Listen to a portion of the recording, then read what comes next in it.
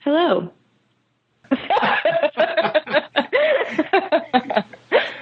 Yo, this is Tania from Brooklyn. What's up?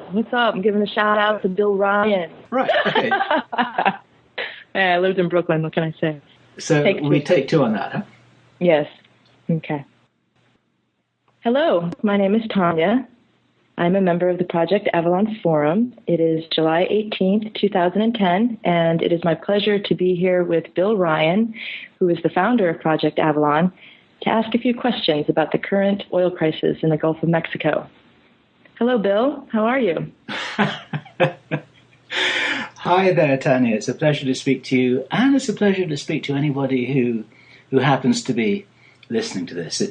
It's about time that I publish some kind of a conversation, as it were, and I appreciate your support in helping me do that right now.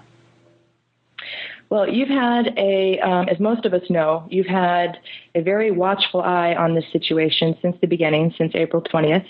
You have kept us up to date on your blog, as well as providing information on the Project Avalon forum.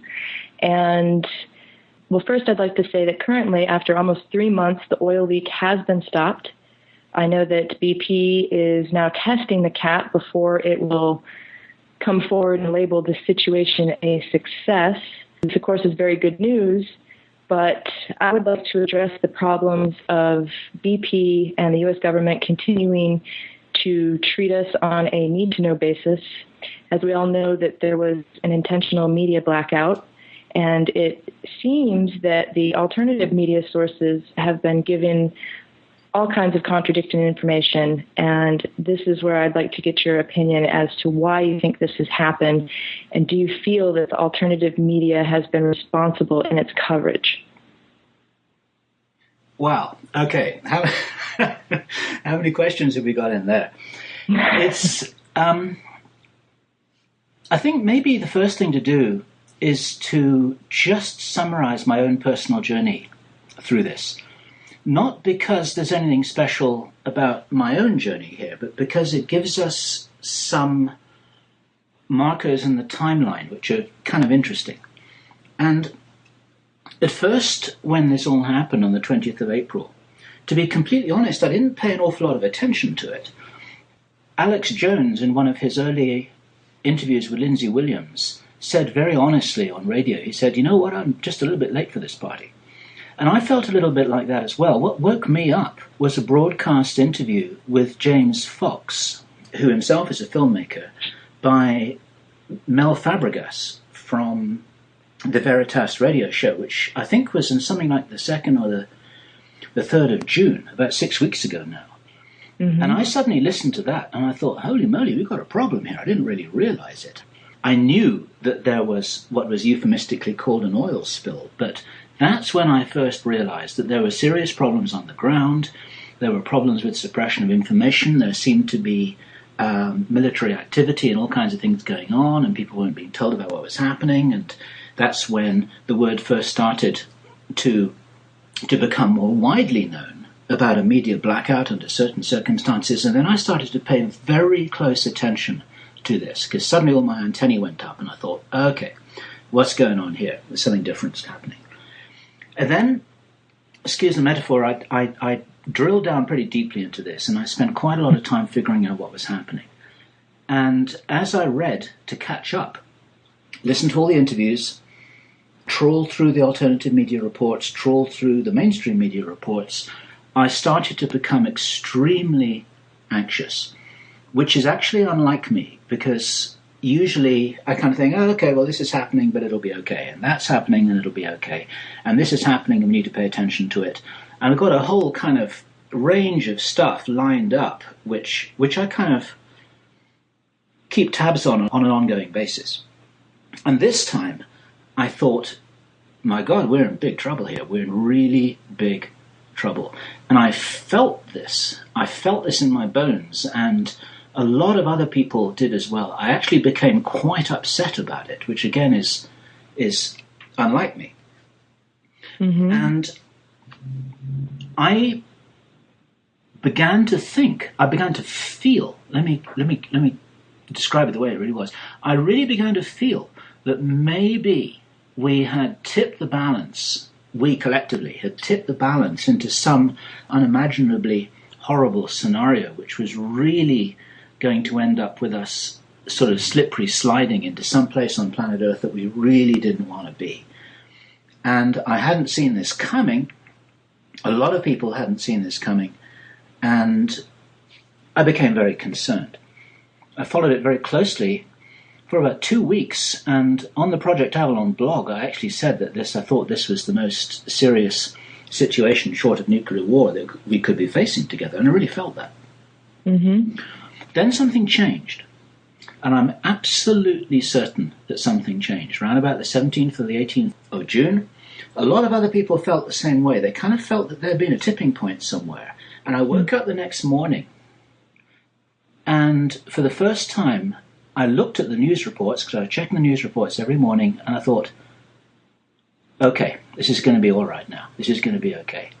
And I even stated as such publicly. I said, this is going to be all right. The engineers will be permitted to do their jobs. There are a lot of good people here who are trying to do the right thing. The relief wells are in operation. I understand how that technology works. They're going to do it. The guy in charge of it is a good man. It's going to succeed. But at the moment, it looks pretty apocalyptic and genuinely terrible for an enormous range of sea life, which I find very upsetting to watch. But actually, we're going to make this through. And with a bit of luck, and this is where I really began to kind of change my tune on the whole thing. I thought, okay, this is all over now, but they haven't fixed it yet, but they will do. And now the challenge is, what can we learn from this together? And in the last few weeks, this has really been my focus. I'm delighted that it seems to have stopped. The whole story seems to have been rewritten in terms of what we felt we knew. We thought that we knew that the pressures were really high in the well. Lindsay Williams said between 20,000 and 70,000, and then another source told him 40,000.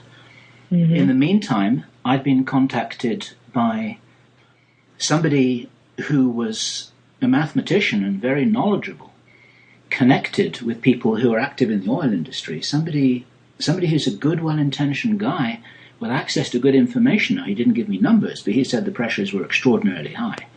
And we kept on hearing this on the grapevine. It's like, oh my God, we've really woken up the sleeping monster here, and we're never going to be able to put it back to sleep again because we don't have the technology to do that. And all the information seemed to be corroborating that. But that is not the case. It just isn't the case. Now, if we look back on things, we can see, if we kind of take a really deep breath and look at the data that's in the public domain, and now we know where to find it, and the pressures are high, but they're not that high. They're kind of average for an oil well. They're 11,900 pounds per square inch. This is not unexpected. It's well within the range of what can be handled by normal means. And since then, I've spoken with a number of people, and they're saying, listen, there's nothing out of the ordinary about the situation at all, apart from the fact that they screwed up big time in their implementation of the regular procedures. And this whole thing is happening a mile under the surface of the water, which makes it a little difficult because you've got to do everything remotely. And there's actually not that big a potential problem. And the whole thing has been talked up hugely by the alternative media. And the stories have become wilder and wilder. And that process alone, I was kind of watching all of this, listening to what good people were saying, what good people were believing. These are people who are concerned about the planet. They're trying to do the same thing as what you and I and many other people are doing. We're trying to get the truth out there because we don't trust the mainstream media. And I found myself thinking, they've got this all wrong. They've just got it all wrong. And I was pleased that they got it all wrong because I don't want there to be an asphalt volcano or 500 miles an hour tsunamis that kind of sweep across Florida, leaving it all as a giant sandbar with nothing else there. Or, rivers of fire flowing up to the Yellowstone caldera, setting off all the volcanoes on the west coast and down to South America. I mean, it's like, give me a break. It's almost as if there are some people who kind of want these things to happen. Mm-hmm. Now, I know that it's very easy to get polarized about this and to make flip remarks about the doomsayers and the neurosis of the alternative media and all of this kind of stuff. And I really started to look at this, and it was such a wonderful case study, because what I really felt I understood more clearly than I'd ever understood before was that there are a very large number of people in the alternative media who are desperately and sincerely concerned about the fate of planet Earth. They don't trust the mainstream media for good reason. They don't trust the politicians with good reason. They don't trust what they've been taught in school for good reason. And they know deep in their bones that there's something badly, badly wrong. And they're kind of all motivated to do something about this, but they don't have the facts and they don't know what's wrong because no one's giving news conferences about what's really happening. So what happens is these people, these good people, well-intentioned people all over the alternative media, they jump on something and they pick it up and they hear a report, they don't fully understand it, and there's no reason why they should, because in this case they're not experienced oil exploration geologists or engineers. They don't understand the hydrostatics of oil wells. They don't understand how this stuff works. I didn't understand how this stuff works. And they don't understand this stuff. There's no reason why they should, because it takes a lot of expertise to really get to the bottom of it all. They know that there's something wrong, and they pick up the wrong ball and they run with it as fast as they possibly can do, because they're asking the right question, but they're coming up with the wrong answer. And then after that, you've got a new generation of what are known as YouTubers now.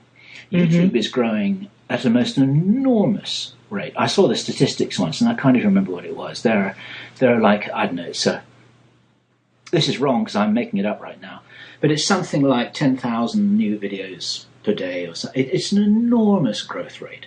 Yes. And people copy things, and they think they're doing the world a service by having to spread the news, because they're all these young crusaders who feel that they're flying the flag for truth and justice, and they're doing the job that they feel the alternative media isn't doing. But the problem is, and this is where you can map this process across a whole lot of other things, about Planet X, about 2012, about everything you can think of where the facts aren't known, but there are good questions to ask. And what you get is you get an almighty confusion. And often in that confusion, as happens in any crowd of people who are all trying to communicate at the same time, the loudest voices get the most attention. Or those who are standing higher above the rest of the crowd in some way because of their agreed upon authority status. And I mean, I don't mean anything bad by that, but I'm meaning, like, if somebody says something on Coast to Coast or Jeff Rents, then everyone steps back and says, wow, it must be true, But that's not necessarily the case.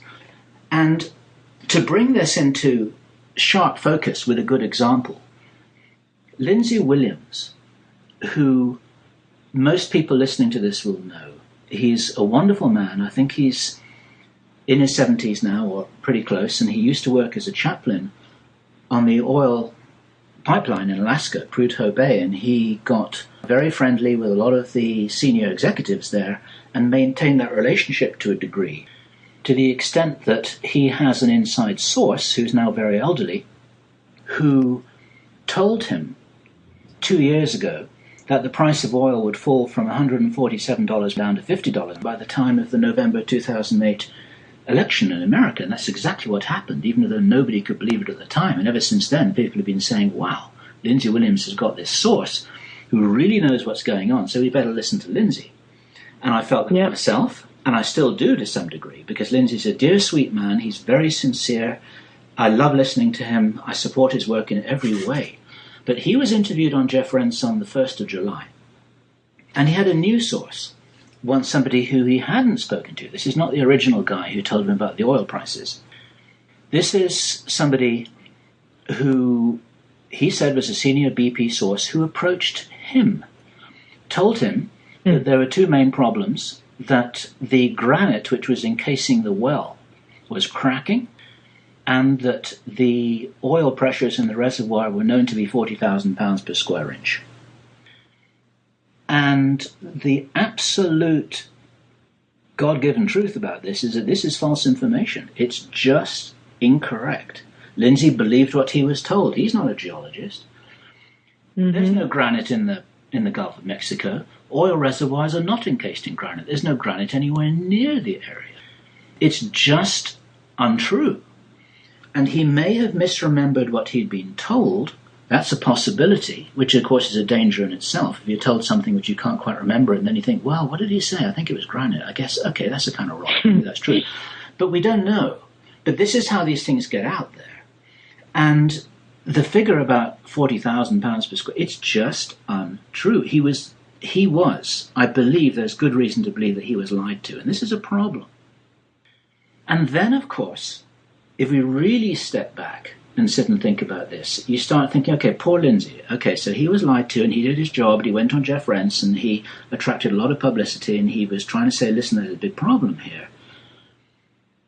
Maybe the same kind of thing has happened so many times. And many of you listening to this will know that for 3 years, I worked very closely with Kerry Cassidy in Project Camelot. I'm still involved with that peripherally, and we do have some projects that we're going to be doing together, and I fully support all the work that we have done and that Kerry is still doing. But the provenance of information, which means the history of information, where did it come from, how do you know that it's true, who told you, why did they tell you, how did they know what they knew, is there a factor here which Richard Hoagland says very smartly, in my opinion? The lie is different at every level. An inside source can say something, but we don't know where he got the information from. Mm-hmm. Maybe Lindsay Williams wasn't actually knowingly lied to. Maybe he was told this by a senior executive who didn't actually know the figures, because he's not a geologist. Maybe he's an economist or something, and he was told it by somebody else, and maybe he was led up the garden path because he mentioned to his mate that he was going to call Lindsay Williams because the truth had better be out. And we don't know how these information channels flow. And it's a real problem because there is so much bad information in the alternative community. And as I say many, many times, there's a lot of crazy stuff out there. And some of the crazy stuff is true. There are diamonds in the mud. There really are. And there are very, very important things going on. The ETs do have an agenda here. There are, in my opinion, reptilian walk-ins in politicians, business, finance, even the media. There's a strategic occupation going on a sort of astral level, which is really important. There is a secret space program. 9/11 was a set-up job. There are all kinds of things going on in the background here, which we don't have the information about in detail. But we do know with a large degree of confidence that some of these things are true. And the problem lies in the detail. I think the devil is in the detail, and every now and then we get things wildly, wildly wrong. And what's changed for me personally in the last 12 to 18 months, I think, is that I've become much more focused on the quality of information rather than the quantity of it, much more careful about reporting something that we just happen to have been told, because at Camelot we got our fingers burned a couple of times. Mm-hmm. And in my opinion, it's very smart to learn from that. People who think that we're making things up, we don't make anything up at all, but we might have been a little too quick to believe something immediately simply because we were part of this process that I have described a few minutes ago, about knowing that there's something wrong and being so highly motivated to jump on what we believed was the truth and communicate that sometimes we may have picked up the wrong ball. I don't think we picked up many wrong balls, but I think we picked up a few. And those people who have written to me saying, well, why don't you post more stuff on Project Avalon? It's actually because when I do put something there, I really want it to be well researched and valuable. And I'm kind of smiling at myself when I say that, because in early June, when I really started to look at the situation in the Gulf of Mexico, I posted a whole bunch of information, and now, you know what, I'm thinking, I was rebroadcasting what Richard Hoagland said about the tsunami. I was broadcasting an interview that I did with Bill Deagle when he talked about really serious, dire things. And I don't know if that's good information, but I did my best at the time. Mm-hmm. What I think is going on here, and this is all a very long response to a whole bundled up bunch of questions that you asked me. Mm-hmm. In a minute, Thank you. In a minute, you're going to have the interesting job of trying to figure out where to go from here. But my current belief is that the situation is not the way we believed that it was. The pressures in the reservoir seem to be low. It may be depleted. There's a very interesting unprovable theory that somebody may have done something behind the scenes to alter the situation without letting anybody know, because you've got a lot of experienced engineers now looking at their pressure graphs thinking, you know what, I don't understand this. What's happening here? They don't understand what's going on. But it's good news, because the whole thing is behaving like a solid reservoir that hasn't got an awful lot of pressure in it. And that's exactly the kind of situation we want to be in. I don't know to what degree the situation was an accident. It's arguable that it could have been allowed to happen. There was certainly a whole series of irresponsible mistakes that were made, errors of judgment that seemed to be connected with self-interest and cost-cutting. There were a number of critical mistakes which combined together to result in the big blowout. And I do think that all of this is going to come out in the wash in the end, and I don't think this whole thing was planned. But as Lindsay Williams says, and of course I've referenced him earlier, but one of the first things that he said, which I do think is correct, is he said it was an accident, but the powers that be kind of knew that this was going to happen, because they have their own occult sources of information. They're not the drivers of the situation, they're just the caretakers on planet Earth, and every now and then they get little clues and hints that things are going to happen. And then they play their financial bets, and then they take advantage of these situations when they occur, because they've kind of got an agenda to drive things in a certain way. Meanwhile, inverted commas here, you've got the forces of light who are kind of trying to work in the opposite direction, and the whole thing ends up with a very interesting, again, metaphorical Star Wars type scenario, whereas you've got the Jedi who are countering the intentions of the dark side, and the Jedi on planet Earth take a number of forms. I would say literally hundreds of thousands of very good people who are incarnated here with a specific purpose of making a difference. And so the game goes on. I think that the well will be capped. I think that this cap is good. I don't think there's a big problem. I think the relief wells will work. I think that we'll all be left scratching our heads in a couple of months thinking, well, what was all that about? And my main concern, I think, as I stated in a presentation that I gave a week ago that I might possibly release at the same time as this, just a little stage presentation I gave to a small group of people, that if we don't wake up from this wake-up call, then it's a little bit like having a snooze alarm.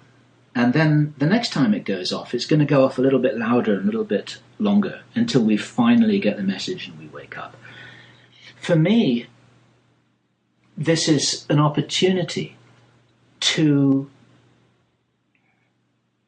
really contemplate what is it that we are doing to planet Earth. And you and I have talked about the Avatar movie before. Mm-hmm. I love the movie. I must have seen it 4 or 5 times. And for me, it is full of plain, beautifully presented and important messages for us on planet Earth. It's clear to me that the whole thing is an allegory. It's an allegory that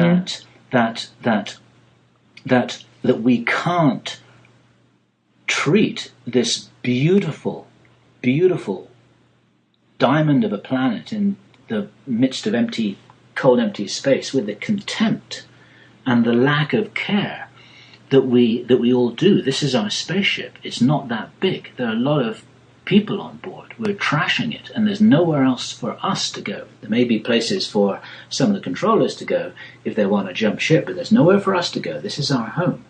And look at what we're doing to it. And one of the things that came up for our attention, simply because it was topical, and I didn't know about this, no one else I knew about this, was that over the last 40 years there's been an ongoing ecological catastrophe in the Niger Delta in Nigeria. Yes. Nobody cares. Nobody knew. It was underreported. It was happening to those guys over there. It wasn't happening to us, and therefore we could conveniently look the other way, just like people do when they walk down the streets in New York, excuse the reference here, and they see a mugging happening on the other side of the street and they walk on because it's not their street, it's not their business, it's not their responsibility, they don't want to get involved and things, and they'd rather look the other way. And it's human nature to do that, but we can't do that anymore. The situation in the Niger Delta is desperate, but the Nigerians to whom this has happened, no one's been listening to their cries. They're starting to get militant about it. They don't have YouTube accounts, they don't have Facebook, they don't have blogs. Some of them haven't even made a phone call, these people, in the whole of their lives. This is the way things are in the developing world. Their entire way of life and everywhere where they live all around them is being completely trashed, and nobody cares because nobody's looking. And that's because the way that business works is that if nobody's looking and nobody reports it, then they just keep on pushing that line to see what they can get away with, because they don't want to have to go through the costs and the time and all those factors that in strictly business terms are not considered to be necessary unless they have to. And there are many situations all over the world where this is happening. The Amazon rainforest is being cut down at some enormous rate. I don't have the figures in front of me. I don't know. It's like it's a square mile a minute, or it's something horrific. You know, if you saw it happening in front of your eyes, you'd think, what are they doing here? You know, but it's happening over there, and the cameras aren't there, and I heard a report, for example, which I have no reason to believe isn't true, that some of the indigenous people in, I believe it was Peru, it might have been Ecuador, I'm not totally sure, people listening to this may know the facts. They started to protest about what was happening. They took to the streets. They were gunned down by the military. They were actually gunned down by helicopter gunships. They were machine gunned. The cameras weren't there. Nobody knew. They didn't have any legal representation. They didn't have any legal status. These were indigenous people we were talking about. They buried them, and that was it. Then they continued cutting down the trees. This is what we're doing here. And what happened in the Gulf of Mexico happened on America's own doorstep. It had the shock factor of 9/11, which I know you were involved in personally, because usually these things happen on the other side of the world. This time, it happened right in front of the television cameras on the mainstream news, with people watching, people reporting, and it was a traumatic incident that couldn't be just dismissed as something that didn't concern the American people.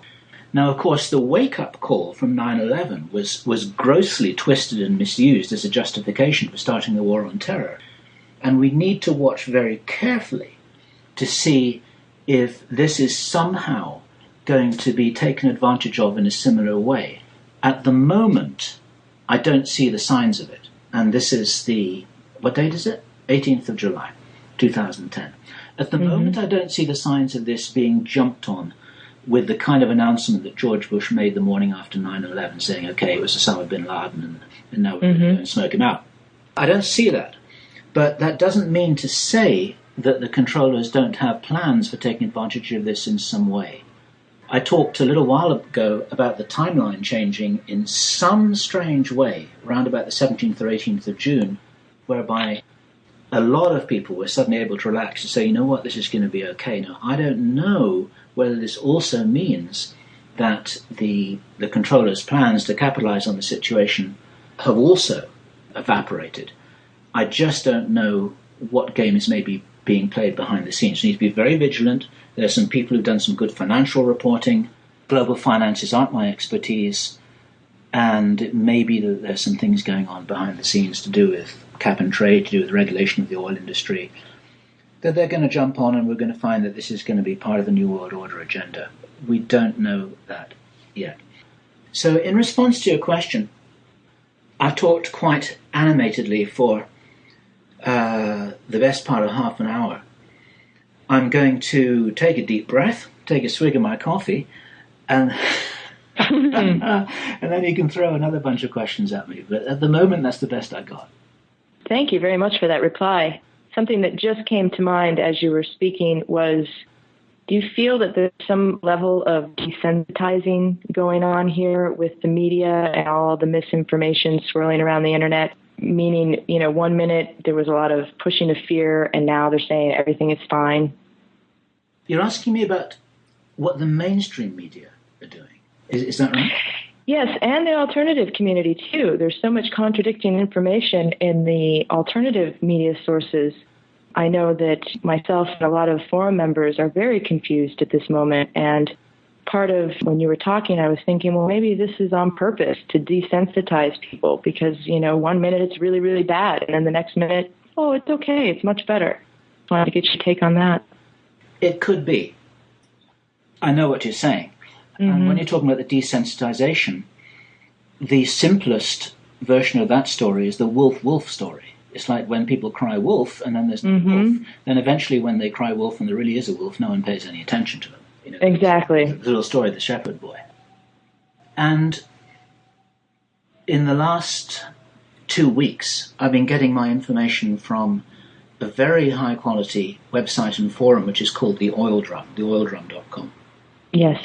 And it's like sitting in the canteen or the coffee shop of a whole bunch of very experienced, highly qualified, and very smart geologists, engineers, oil men, people who really know this business inside out and who've got no axe to grind, who are not necessarily any friends of BP or Obama, but who are just looking at all of this and who are able to integrate the reports and what they're seeing with their own enormous database of information. I've been kind of hanging out in that little community. I haven't been communicating with them very much, but I've been listening to their conversations.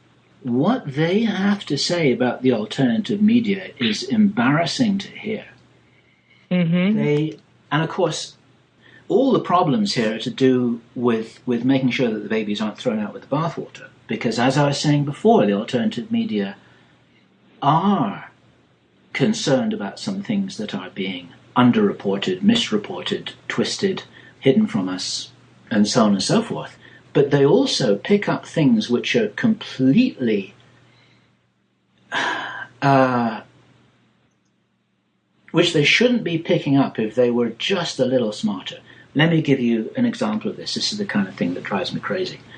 There's good circumstantial reason to believe that there's a massive body in the solar system, which some people believe is a brown dwarf star. Dramatically, it's been called Planet X. People have connected this with what Zecharia Sitchin reported as Nibiru from his translations of ancient Sumerian texts. And the whole thing has got mixed up in this big stew of conjecture. But underneath all that, there's a solid ground of good reason to believe that there may be something out there that is coming this way. And even if it's unlikely to be true, just hypothetically speaking from the point of view of the argument, the consequences of it coming this way are so huge that, you know what, it's worthwhile spending a few minutes just to check this out rather than laughing it off. And then what happens is you get somebody who sees what's called a sundog, an atmospheric effect in the sunset, and they see our sun, and then they see something that looks like a little sun beside it, and I think, my God, there's Planet X, that's it. Hey, you know what, I'm going to get it on my cell phone camera, then I can put it on the internet. And it's like, I appreciate the intention, but give me a break. There are tens of thousands of amateur astronomers who would know that this thing was there. You don't have to take a picture of it on your cell phone camera and think that you're the only person in the world who knows. Reality doesn't work like that. It really doesn't work like that. If you've got an ET who appears in your bedroom, then please use a cell phone camera and grab it, because nobody else is looking at it. But Planet X, give me a break, And that's the kind of thing that makes a laughing stock out of the alternative community from the viewpoint of very solid, smart, data-driven, pragmatic professionals. And those are the people who we want to be talking to say, hey, listen, we've got problems out here in the world. Can you help us figure them out? We want to be talking to the professionals, to the data-driven guys, to the scientists, to the observers, to the people who know how to evaluate information. But the so-called alternative community has been mixed up so much with the New Age movement. It's been mixed up with channeling. Yes. You get good, solid, honest-to-goodness reporting of UFOs with reliable observer witness reports and some extraordinary personal experiences, and then it's all mixed up with Blossom Goodchild talking about a 10-mile spaceship that's going to appear over, I don't know, whenever it was, back in October 2008. And then the whole subject just becomes muddied because there are a lot of people in the alternative community, and this is going to make me sound like some kind of I don't know what, I'm a little worried about how this makes me sound, but they don't know how to evaluate information.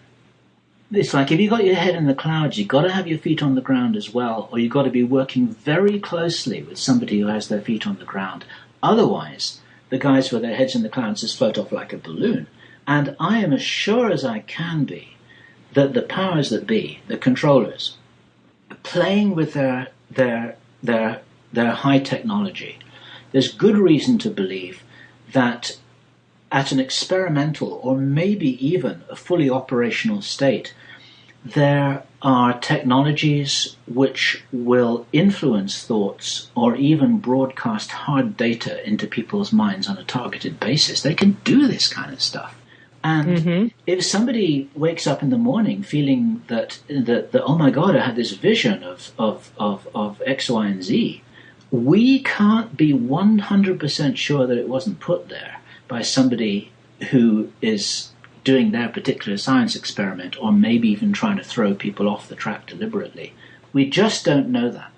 And the danger here, just to flip this over into the other way, is that then we start throwing all of this information out because we start thinking, well, people who've had a wacky vision, they're all either being messed with or they're all deluded. And this goes back to what I was saying before, that some of these stories are true. Some of these stories are authentic. There really are non-physical beings who try to communicate with us in the best way that they can. But how do we tell the signal from the noise? It's all about signal to noise ratio. And this is where I think that it's like my call to the alternative community is to take a deep breath. If you get a piece of information, look at it without judgment, try and correlate it with other things, try and consider the possibilities that it might be false, it might be true, try and look and see what else seems to support it. If you know somebody who understands the area which this is related to, like, for instance, geology, or hydrodynamics, or plate tectonics, or astrophysics, or whatever, if you don't know about that stuff, what a wonderful opportunity to learn something. There are all kinds of people who are happy to explain these things. And to some degree, I now feel, I guess, that it's a little more important than I thought it was a couple of years ago to try and reach right across from the sort of, let's say, from the data-driven side to the feeling-driven side, and to try and connect this in such a way that we can be intelligent about what it is that we're feeling, what it is that we're hearing, what it is that we're concerned about. And I'm concerned that as we head towards what a lot of people are convinced is some kind of nexus point, which is a back end of 2012. I don't agree with this for a moment, by the way. I don't even know where that date came from. I'm not convinced that it's reliable. I think that a lot of it is an internet myth. As David Icke says, I think that this is the New Age version of Y2K. I think that we're all going to wake up again on the 22nd of December 2012 thinking, well, wait a minute, nothing happened. And then I think, as I've said in several places, I think then we're just going to have to say, well, okay, no easy fix, no ascension. We're not going to get beamed out of here. We haven't been through 3 days of darkness. There hasn't been a pole shift. We're still on planet Earth. There's still oil in the Niger Delta. They're still cutting down the rainforests. They were delighted, the controllers were, that we were all distracted by New Age hysteria for the best part of 2 or 3 years while they got along with their own Georgia Guidestones agenda. We really need to get focused here because there's no easy exit. We're here for a reason. We've got to do our jobs, and it's got something to do with publicizing and taking responsibility for what is really, really happening here.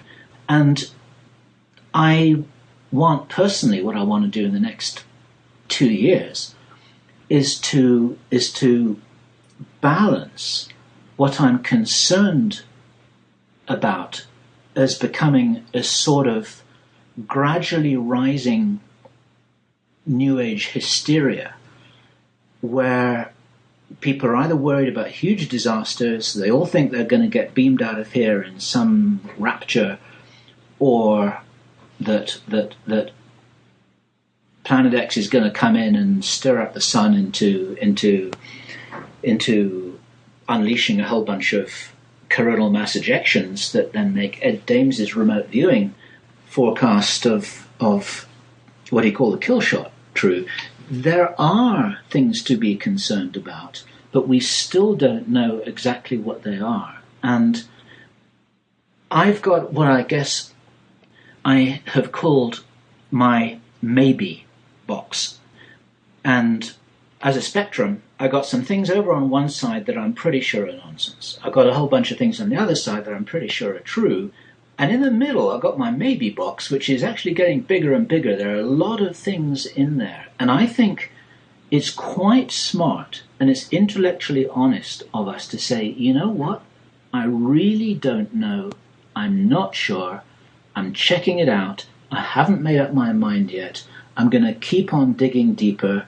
I want to talk to people who have something to say, especially if they don't agree with me. And I want to find out what the truth is, but the truth is probably complex.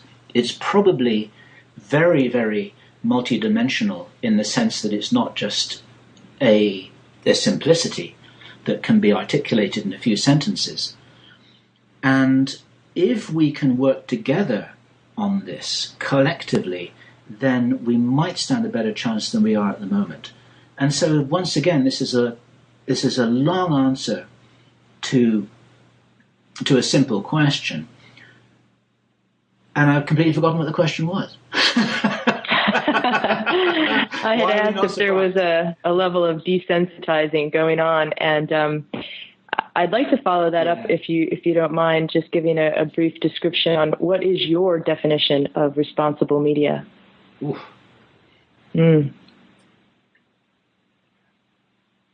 Okay, well, to some small degree by default, I have become a kind of journalist. And meaning that, like every blogger or commentator, I write stuff for publication that is then on record on the internet, and it's the electronic equivalent to the printed page. Now, what I do is, if I state something, I state whether it seems to be an accepted fact, in which case I will give a source. If it's my opinion, I'll say it's my opinion. If I think something's unlikely, I'll say that it's my opinion that it's unlikely, and I'll try and explain why I think something is a fact or I think it's unlikely. What I try not to do is to make blanket statements which are general, especially blanket statements which are general and alarmist, really aren't helpful, because what this does is it disempowers the reader. What responsible journalism should be doing, what responsible media should be doing, is empowering the reader. Meaning, if the reader is interested in the story, then the reader can find out more, they can check things out, you're helping them to do that.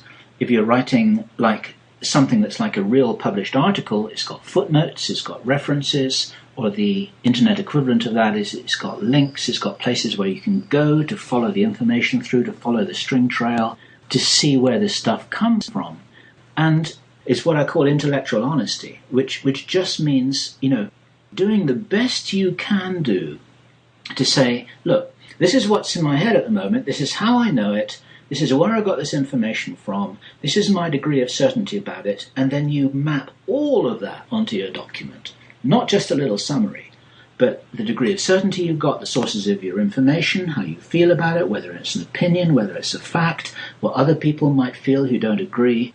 And of course, some people would recognize this as being a sort of what is being called a scientific method, in as much as you're reporting everything that you know and giving others the opportunity to either refute it, to support it, to kind of conduct the same experiment. We're not talking about experiments in a laboratory here, but we're talking about following through the same analysis of data to see whether one comes up with the same conclusions or the same theories to explain the data. And so we do have a scientific sort of methodology here that we can map onto all of this.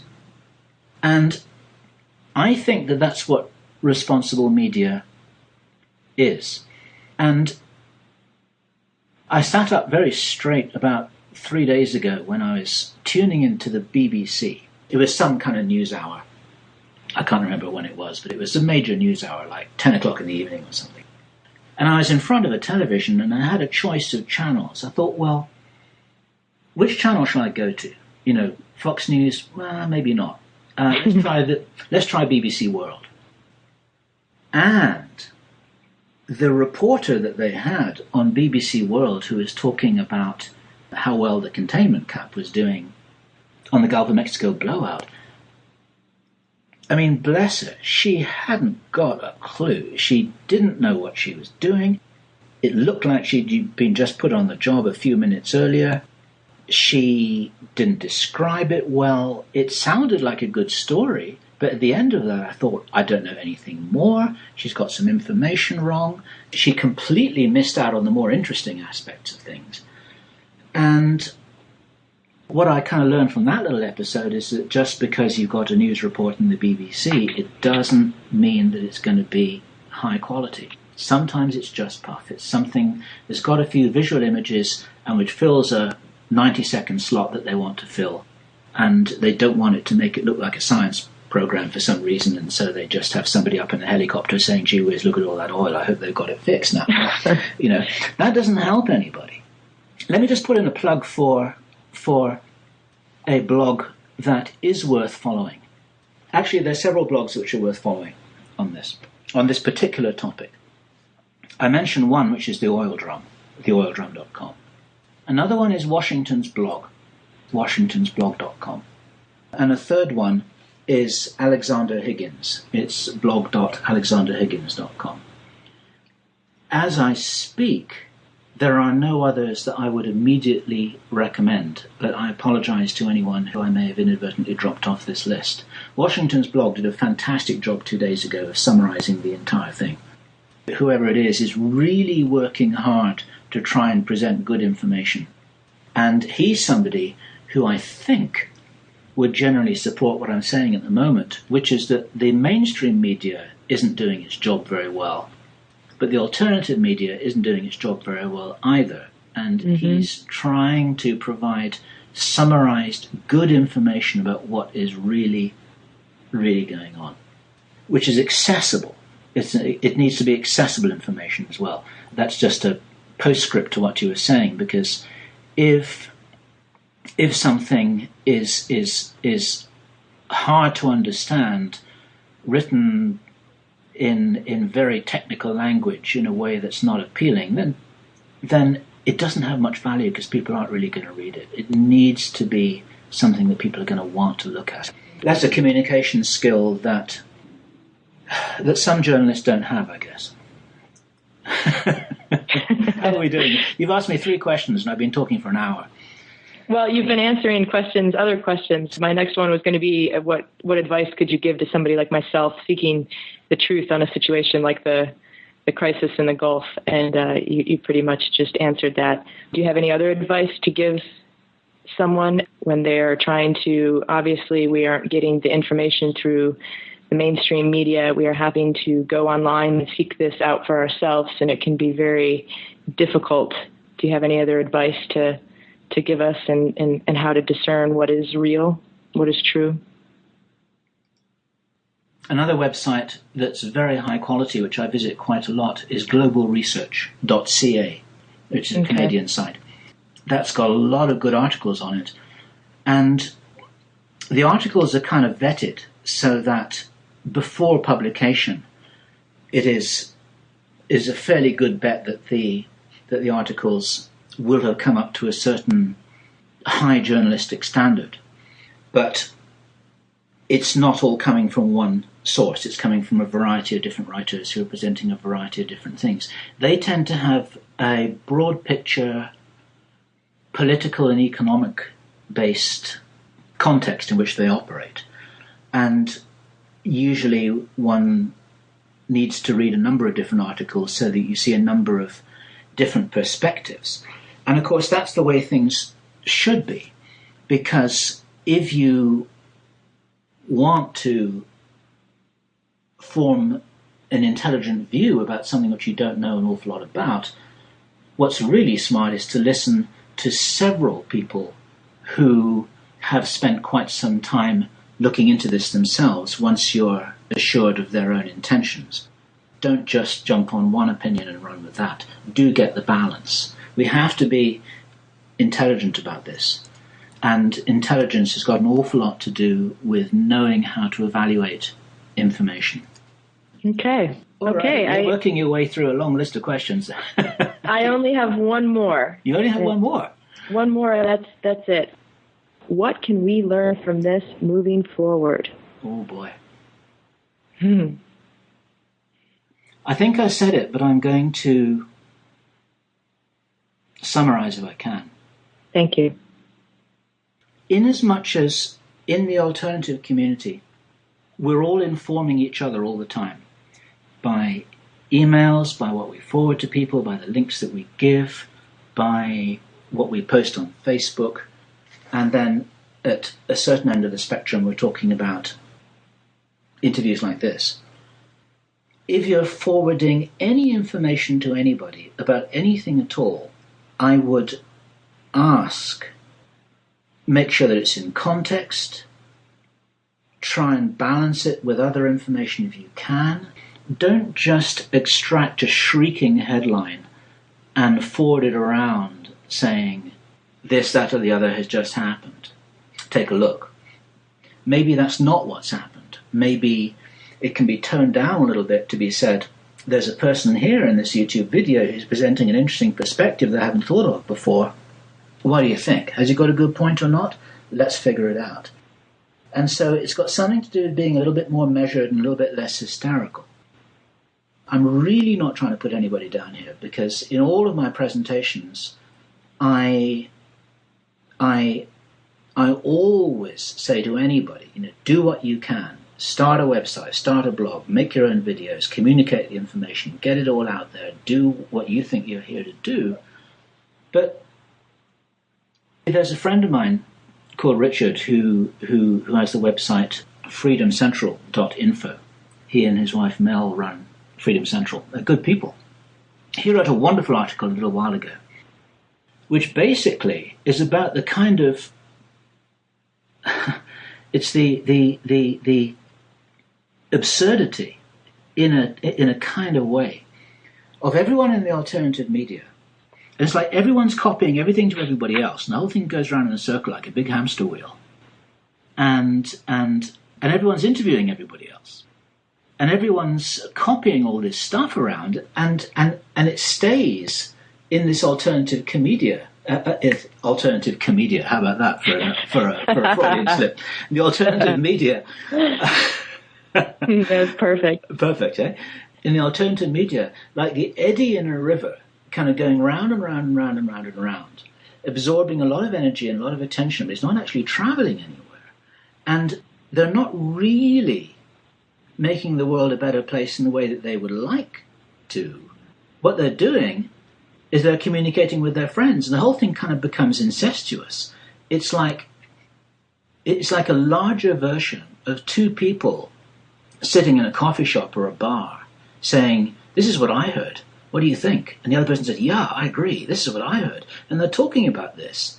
But outside, nothing is changing, nothing is happening, and nobody's listening. They're kind of satisfying their own need to vent off about it and to talk about it, and they're building relationships through it, but it's not actually making any practical difference out there. Now, there are some people who are doing stuff. There are people who have hands-on opportunities to change things in the real world. There are people who are working on a similar hands-on basis, but they're operating in what could be called the spiritual universe. There are a lot of people out there,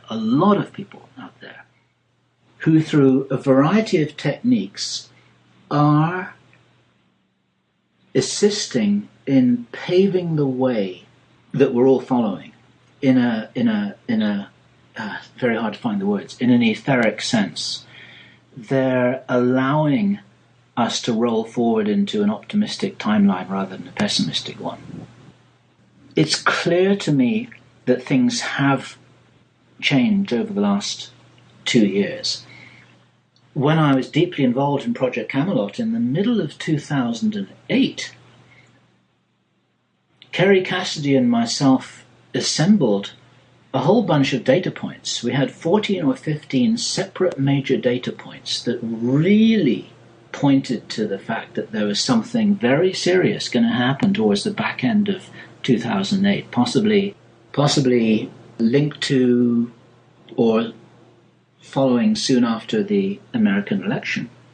We had Bill Deagle, a very intelligent, very sensitive, very passionate man, who called us when we were in Australia on the verge of tears. It was something like the 4th or the 5th of October 2008, having spent his whole night living through what he could only describe as a vision of a nuclear attack on an American city.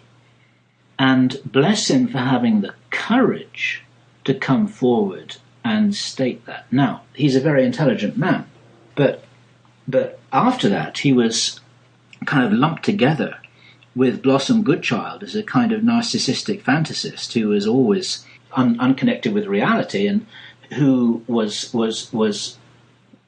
broadcasting a whole bunch of unrealistic stuff that never could have happened, never would have happened, and which we should never have listened to in the first place. And I don't have that view of him. I do think that people who have visions, and I know this isn't actually anything connected with the question that you were asking, but it's an important topic to touch on. It's connected with what we were talking about before. Mm-hmm. And it sort of fits in a little bit with channeled information and people who have dreams and people who have visions. And they see something, or they experience something, and then they wake up in the morning, or they wake up out of whatever it was that they saw, and I thought, oh my God, what is this that I just looked at? If it's real, we're in big trouble. I better tell people. And then that's what they do. But the problem is that what people are looking at may not be what it is that's going to happen. It's not as linear, and it's not as simple as having a video on your computer and you just go forward another hour to see what's going to happen at the end, and then that's where the storyline's going, because you've got all this thing that already exists in digitized form, and so you can just move forward and see what it is that's coming. Reality is not like that. I don't believe reality is like that. It doesn't already have the software encoded. We're actually writing the software as we go. And I firmly believe that we do create our own reality, but I do think that there are morphic fields that are created by our thoughts. There are things that we can manifest positively or negatively according to how much we believe in them, how much we fear them, how much attention we put on them, how much power we give them, both ways, positively and negatively. I do think that this reality we're all part of is something that we really do co-create. And every now and then, somebody comes up with a vision that is so alarming, but all they're seeing is they're seeing something that might happen. It's like my answer to what people say about Bill Deagle's vision was, I think he was right, but that happened on a different timeline. And that's not just a glib answer. I really do think that. I think it did happen, but it didn't happen to us. And that kind of sounds half crazy, but a number of years ago, there was somebody called Chet Snow, Dr. Chet Snow. You can look this up. He wrote a book called Mass Dreams of the Future. And this was basically an experiment in what is known as hypnotic progression. Now, I'm going to simplify all of this because I can't do justice to this book. But hypnotic progression is the same principle as hypnotic regression, except that rather than asking the subject to go back and see what happened 10 years ago, the progressionist asks the subject to go forwards to see what will happen in 10 years' time, or 20 years' time, or 100 years' time, or 1,000 years' time. And it's a very interesting topic. And he collected a whole bunch of deeply experienced reports, which is why he called this book Mass Dreams of the Future. He collected, I can't remember the number, but as best I recall, it was something like 2,500 people. There are a whole bunch of them. But they didn't all agree. He found that he could divide them very broadly into 4 different categories. And it was almost as if the people who he used as his database for this research project were looking between them at 4 different timelines. Some of them were looking in one direction, others were looking in a slightly different direction, and others were looking in a slightly different direction again. And at one extreme, there were people who really saw in detail an optimistic, bright future for the human race where we had solved all our problems and we're really living in some kind of golden age that would follow this after maybe a bit of a bumpy ride. And then there's another group of these research subjects who just saw everything going into the worst possible scenario you could possibly imagine. Nuclear war, the whole works, everything you can think of. And what's quite interesting is that a number of people who had ET contact experiences have also been alerted, apparently, if we take these experiences at face value, they've been alerted by these non-human intelligences to similar possible future timelines. And going back to Bill Deagle again, this is where I draw attention to his use of the word when he describes himself as a prophet. And a lot of people get very upset by that because they think that he's thumping his chest and saying that he knows the future or that he's some kind of biblical character or whatever. And that's not what he means. Mm-hmm. He's using the word prophet in the way that it is traditionally used, which is that a prophet is somebody who says, listen guys, we better shape up because this is where we're headed. And if we don't change our ways, we're going to wind up in this place, and it's not a good place. And to show you that it's not a good place, I'm going to describe to you exactly what that place looks like. And I promise you, you don't want to go there. So you better shape up now. That's what a prophet does. That's basically what all the biblical prophets did. They were issuing warnings. And it's not the same thing as being a clairvoyant like Nostradamus, who would stare into his candle flame and say, this is what I see and there's no way out of it. And that was, yeah, this is not doing justice to him. So I think that there is a role for the prophet, in inverted commas. I think there's a role for people to say, listen, we've got to shape up and wise up here, otherwise we're going to wind up in this place. And it's not a good place. But I do not believe that the future is fixed. I really don't believe that the future is fixed. And somebody called in to, no, they didn't call in, they emailed in to, I think it was the Jeff Rense show with Lindsay Williams, to be truthful, I can't quite remember, with something that was so profound that I nearly stopped my car because I was listening to it when I was driving. I nearly wrote it down. And this person said, the powers that be know that we collectively, the human race, this is my paraphrase, are the engine that generates the future. We all co-create this. And we're the people who are doing it, totally unconsciously, all the time. All the time, we're giving our vote to what will happen tomorrow. We're giving our vote to what we'll see on the news tomorrow. We're giving our vote to which of Chet Snow's 4 basic future timelines we're going to wind up on. And then this person said, which I thought was really insightful, they said that's why they try and control our beliefs and our subconscious all the time, because we are the people who are actually creating the future for them. And exactly. I thought, wow, what a powerful thought is that. And I don't know whether it's true or not, but the concept sure works for me, because just as is true in the principles of personal development, which is that we get what we expect, and if you want to know what you expected, look at what you got. The same thing might kind of work in a collective unconscious basis to do with everything that we experience in the world.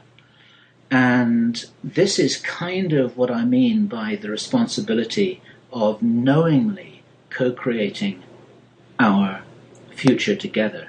And we can only do that on the back of good information. And this might well be one of the reasons why we're lied to all the time, not just so that we don't march on Washington and demand that the trillions are returned from the secret space program and reinvested in environmental repair or education or whatever. It's not about that. It might be that they're lying to us so that what it is that we're all co-creating with all the power, the huge power of our unconscious, is what they want us to create. And here, unapologetically, I'm going to reference what it is that I've often referenced before, which is what it was that Admiral George Hoover, who was in the Office of Naval Intelligence, who's now died, who spoke to the editor of UFO magazine, Bill Burns, when he was a very old man. And George Hoover said that the biggest secret was our tremendous ability. We had powers to manipulate reality that we didn't know we had, and that the ETs had that power under their control. And this was our destiny, to be able to to manifest those powers, to control those powers, to utilize and deploy those powers. And if we ever did that, then the powers that be would not have the power that they have anymore. And so, this is why we're continually made to believe how powerless we are, how small we are, how mortal we are, how we need to be afraid, how we're all just animated hunks of meat, how there's no hope, in a sort of in a sort of collectively disempowering way, we are not permitted to realize how magnificent we are. Because if we all did, then it would be all over. We'd be in that golden future tomorrow. Mm-hmm. Absolutely. I think that one of the most important lessons from this oil crisis is we as individuals need to be as responsible with our information even when our leaders and our media are not. That's a very, very good, concise summary, that we have to be as responsible and smart and accurate as we possibly can do, and not just be an alternative analog to Fox News or the National Enquirer. We just can't afford that luxury of getting things wrong at such a critical time. And the paradox, of course, is that there are no controls over this, and there shouldn't be controls over this either. We do need to have free speech. We do need to have freedom of expression. We do need to have blogs and forums where anybody can say anything they want to. But at the same time, there's some kind of a leadership role to be had about encouraging people to be accurate, to be careful, to check their facts, to be cautious, to state their references, to distinguish between facts and personal opinions, to cite their sources, and all be each other's teachers in this process. That if we forward any information to anybody else, it needs to be presented as a gift, so that they can take that and then make something even more of it, rather than saying, oh my God, I don't know where this came from, but it didn't sound good, and I guess I'm going to share it with everybody. Either share it with anybody or just sit in a corner and get depressed about it, because that's what powerlessness does. The feeling of powerlessness, either it's like left with a piece of powerful information that makes us feel frightened. The extroverts communicate it to everyone they can do. And the introverts sit on their own feeling depressed. And it's like neither is necessarily the best option here. We have to kind of do what we can do to support and encourage everyone we're communicating to. It's like, okay, this is the best I got. Make it better before you forward it along. If I haven't found the reference, then you find the reference and then forward it along. Let's work together here so that the alternative database of information, which we're trying to put there together to counter the absence of the database of good information that were given by the authorities, it's got to be good information. Otherwise, there's nothing we can do with it apart from wheel spin, get anxious, or just go off down completely the wrong direction and waste our time. Absolutely. That was a conversation stopper, wasn't it?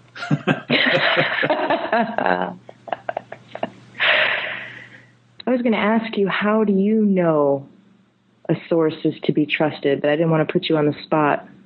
Oh, well, but this is such a good question. Kerry and I had a standard answer to this in Project Camelot, which we agreed upon very closely, and we communicated on our site and to a lot of other people about a couple of years ago. That we used our intuition. Stop. The train's coming. My apologies. The train? Yep, hold on. Wow. You live next to a railroad? Yeah, we get a train about 3 or 4 times a day. I was wondering when it was coming. I'm glad it came now and not earlier. Is this where we make jokes about the light at the end of the tunnel and the oncoming train? I had no idea where I was.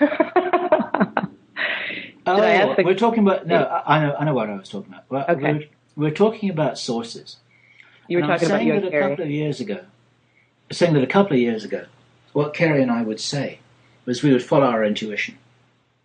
And that's what we did. Now, what I'm starting to feel now is that there needs to be more to it than that. It's a good answer, but it's not a good enough answer. We were wrong a couple of times. In the meantime, I kind of look to the left or the right of me and I see other people who are who are working really hard in the alternative media arena, and they themselves are using their intuition, and guess what? Well, they're coming up with this different, and then you're on the receiving end of this, or there are times when I or we have been on the receiving end of this, and someone else is using their intuition. They're intuiting that I'm in the pay of the CIA or something, or they're intuiting, that they're correct. Actually, I'm going off here on a wild tangent, but the thing that gets me really, really exercised is when I see people zooming in on the handshake between myself and David Icke, who's got arthritis, and his hand looks like a crocked claw because he can hardly move it, and they think, they're Masons, and if you ask them, these highly motivated, sincere people, they're not being paid by anybody. They're just saying, well, intuitively, I don't really trust those guys, and look, now I've got the evidence, and they're wrong. And so intuition isn't actually the thing that establishes truth. It gives us a direction to go on. And I think that one has to use this like one uses remote viewing data. This is how the military used to use remote viewing data. And I'm sure they still do. The remote viewing program has gone underground, literally. They're still doing this stuff. They're using psychics to give them intelligence about what's happening anywhere and any when. But it's only part of the data matrix that they've got. What they do is they get their best guys onto something to say, let's just use an example from the Cold War, that the Russians are building this giant nuclear submarine in this steel hangar in Vladivostok. We can't see inside it with our satellites, but the psychics say that there's something really happening in that steel hangar. So then they know where to deploy their agents on the ground to really find out more information, to try and get the inside story from some of the guys who work there or whatever it is, and it just helps them to target their intelligence gathering capacity in more detail. I guess I'm making a mountain out of this molehill, but I'm just saying that once you intuitively think that something is correct, don't stop there. Then go gathering facts, gathering data, talk to people to see whether they agree. Don't let your ego get in the way. Don't start thinking, well, I'm the greatest, so I must be right and everybody else is wrong, but that's okay because I'm the Messiah. It's like, that doesn't work either. We have to work together on this, and we have to be willing to be wrong. And that's like looping right back to what I was saying about the alternative media response to the oil spill thing here. There's the opportunity, and I'm going to be watching this with great interest, there's the opportunity for some of the media commentators to say, you know what, I really got that wrong. Or the guy who gave me this inside information, you know what he said wasn't true. I don't know whether he was lying or whether he was misinformed, but it just wasn't true, and I bought that story. And so there's a real opportunity for the alternative media community to learn from their experiences here. This is all part of life's rich journey, and it's all part of a learning experience and a maturing experience. And what's really interesting for me personally, and I guess to some degree this has been a kind of personal interview. A couple of years ago, we visited Richard Hoagland. I've got a lot of respect for Richard. I like him a lot. He's a good guy. And he's been in this business now for the best part of 20 years. Still standing, still defiant, still defending his views, still very articulate. He's doing a great job for us all. And he told us, he said, I don't listen to sources.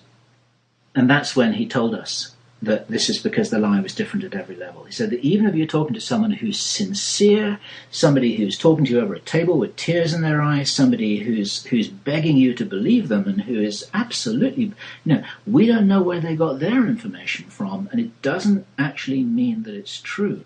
And this is why Hoagland's set of protocols for handling information are very logical and very data-based, and he allows himself to think out of the box, but he does a lot of fact-checking, and I really respect and admire him for that. If somebody just turns up and says they've got this wild story, he won't accept that as data, but he will put that into context as a way of maybe giving him some prompts as to where to look for data, and then he goes for the data anyway. I'm not saying that we all have to be clones of Richard Hoagland. We should never be clones of anybody. But that's just a way of illustrating how dangerous it is just to listen to unsubstantiated sources. And going back to Project Camelot here, we had always intended to present personal stories in the context of a compelling human story.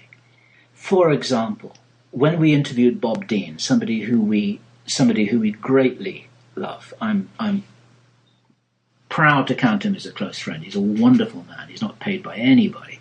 He's just a wonderful guy to listen to. He's a character. But I absolutely believe him when he talks about how he was given this document to read in 1964 when he was working at Shape headquarters in Europe, and he spent all of his evenings working through burning the midnight oil, reading this document out of this safe at every opportunity he could do, because he was given access to it by his superiors who he was working for, who were very concerned about the information. This sounds so authentic to me that I really do believe his story. But primarily what we're doing is we're presenting Bob Dean and saying, listen to Bob, listen to the story. It's not just entertainment, but this, rather like what I was saying about the intuition earlier, gives us directions to look. Cross-correlate it with everything. We're not trying to beat everyone out of their head saying this has to be true because we're presenting the information. Many people have written to us saying, look, this can't be true because your witnesses are contradicting each other. It's like, yeah, we know that.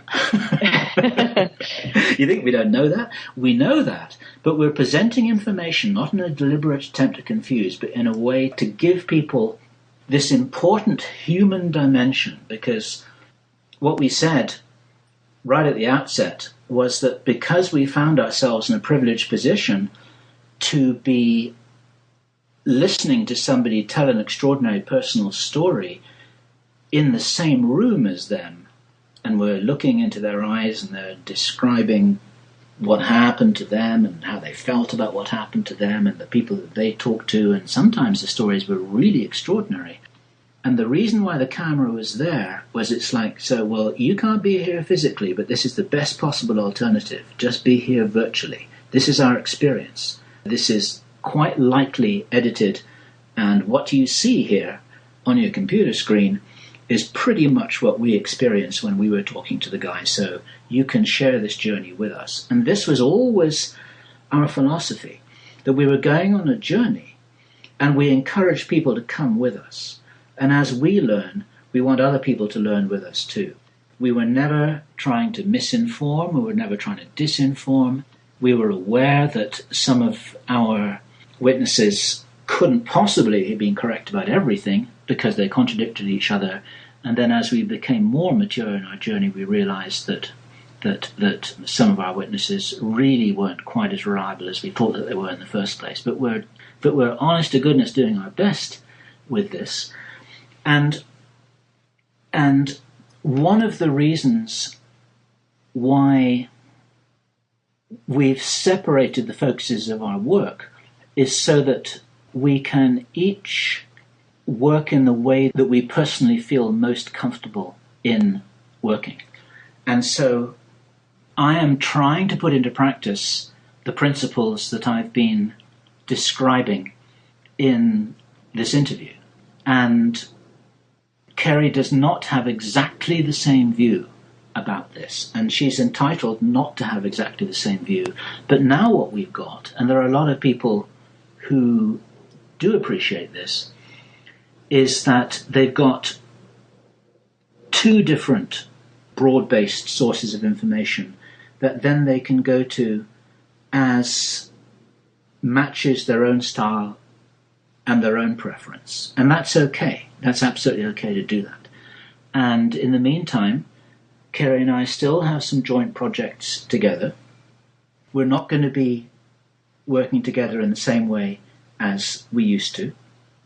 It's very, very natural that that should be the case. There's nothing wrong with that at all. And the challenge, as always, is how the whole can be greater than the sum of its parts. How, as a microcosm of the alternative community, Kerry and I can work together to supplement what each other are doing, our different sources, our different ways of presenting information, our different ways of evaluating information, the different questions that we ask, our different ways of connecting the dots. If between us that can be a positive service to the people who are not getting their information from the mainstream media or anywhere else, if people see this as a service and they don't see this as a confusing factor, then between us we will be doing our jobs here.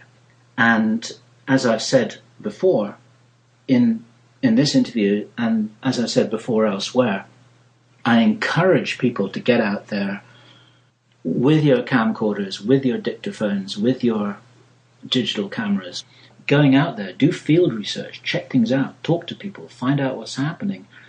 But be smart, be careful, keep your maybe box open, unlocked, and with a lot of room for stuff in it. Be prepared to be wrong. Be prepared to backtrack, be as honest as you can do. Be prepared to say to people, you know what, I'm not quite sure about this thing that I said last month. Maybe I'm wrong. Maybe that thing that I took a photograph of wasn't what I thought it was. Maybe it was something else, etc., etc., etc. And that dovetails back to the question that you asked earlier about the nature of responsibility and responsible media reporting, responsible journalism. If we can be as honest and as smart as we can be all the time, then we're in with a good chance. I agree. Thank you so very much. All right. Well, Bill, thank you so much for your time, your attention, your commitment.